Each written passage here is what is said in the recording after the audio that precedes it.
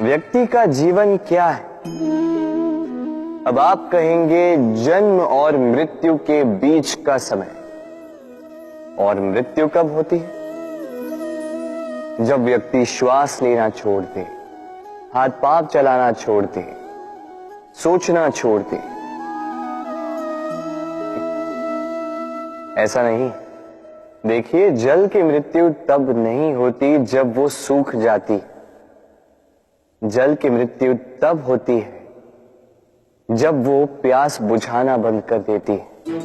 सूर्य की मृत्यु तब नहीं होती जब उस पर ग्रहण लग जाए या जब सूर्यास्त हो जाए। सूर्य की मृत्यु तब होती है जब वो भविष्य में इस संसार के जीवों को प्रकाश की आशा देना छोड़ दे।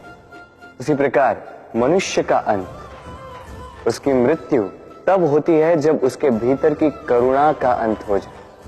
करुणा वो भाव है जो मनुष्य को मनुष्य बनाए रखती है, जो एक मनुष्य को किसी और मनुष्य का कष्ट, उसकी आवश्यकता का अनुभव कराती है, जो उसे बल देती है किसी और की सहायता करने के लिए, उसे पात्र बनाती है इस सृष्टि का नियंता बनने के लिए।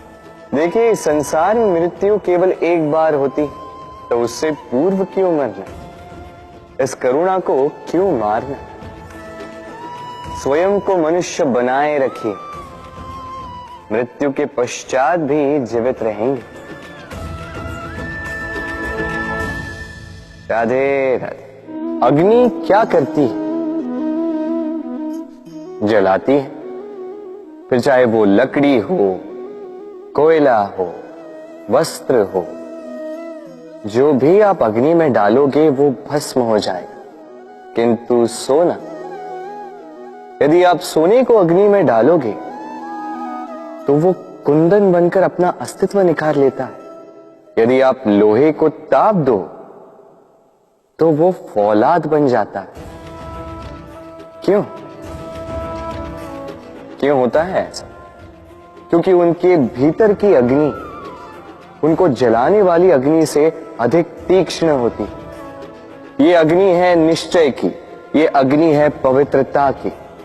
यदि आपका निश्चय दृढ़ हो, आपके विचार पावन हो, तो कुंदन बनकर निकलोगे, फौलाद बनकर निखरोगे, भीतर से बल पाओगे और कोई आपके साथ अनिष्ट नहीं कर पाएगा। राधे राधे। नदी का जल मीठा होता है, सागर का जल खारा होता है, और किसी नाले का जल दुर्गंध से भरा। क्यों? नदी का जल मीठा होता है क्योंकि वो सबको जल देती है। सागर जल लेता है, इसीलिए खारा होता है। और नाला, उसका बहना रुक जाता है और इसी कारण से वो दुर्गंधपूर्ण हो जाता है, किसी काम का नहीं रहता। हमारे जीवन में भी कुछ ऐसा ही होता है। यदि नदी की भांति जीवन में कुछ देना सीखो तो जीवन में मिठास बनी रहेगी। यदि सागर की भांति बांटने के स्थान पर केवल संचय करते रहो तो मन में खटास बढ़ती रहेगी। और यदि नाले की भांति बहना छोड़ दो, कर्म करना छोड़ दो, तो किसी काम के नहीं रहोगे। इसलिए बिना किसी विराम के कर्म करते रहो, और जो कुछ भी आपके पास है उसे बांटना सीखो। मन प्रसन्न होकर बोलेगा, राधे राधे। मनुष्य में एक बड़ा ही विशेष गुण पाया जाता है, मूल्यांकन करना।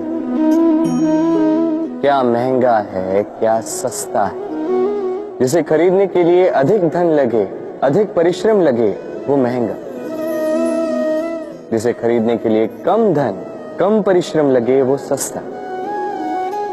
परंतु क्या यही पूर्णतः सत्य है?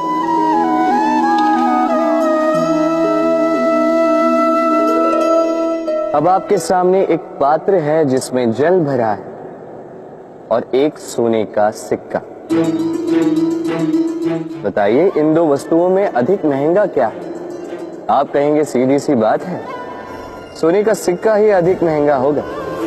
इस सोने के सिक्के से आप ऐसे कई सारे जल के पात्र खरीद सकते हैं। चलिए, उचित। अब सोचिए, यदि आप किसी मरुस्थल के बीचों बीच फंसे, प्यास से तड़प रहे, तब क्या महंगा होगा? तब तो आप इस एक घूंट जल के लिए अपनी जीवन भर की कमाई पाई पाई यूं ही गंवाने के लिए सज्ज हो जाएंगे। स्मरण रखिएगा, जीवन में महंगी या सस्ती वस्तु नहीं, परिस्थिति होती है। और आवश्यकता पड़ने पर जो काम आ, उससे अमूल्य इस संसार में और कुछ भी नहीं। राधे राधे। ये है सुई और ये है तलवार।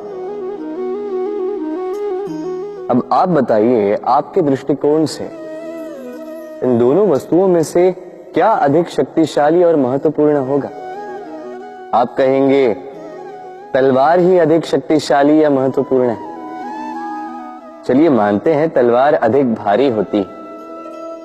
तलवार युद्ध में आपको विजय दिलाती है, शत्रु का विनाश करती है, किंतु तलवार से कभी आप आपके वस्त्र सी नहीं पाएंगे। यदि पांव में कांटा चुभ जाए तो उसे आप तलवार से नहीं निकाल सकते, आपको सुई का उपयोग करना ही होगा। अब बताइए, तलवार को पाने के पश्चात ऐसे इस प्रकार सुई को खो देना क्या उचित होगा?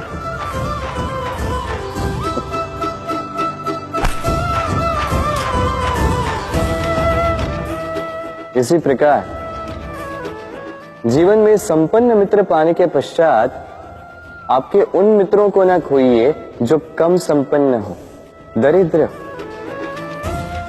क्योंकि वो आपके साथ तब थे जब आप कुछ भी नहीं थे, और आवश्यकता पड़ने पर वही आपके काम आने वाले हैं, संपन्न मित्र नहीं। तो जिससे प्रीत की है उससे मीत निभाई, चित आनंद से जागे। राधे राधे।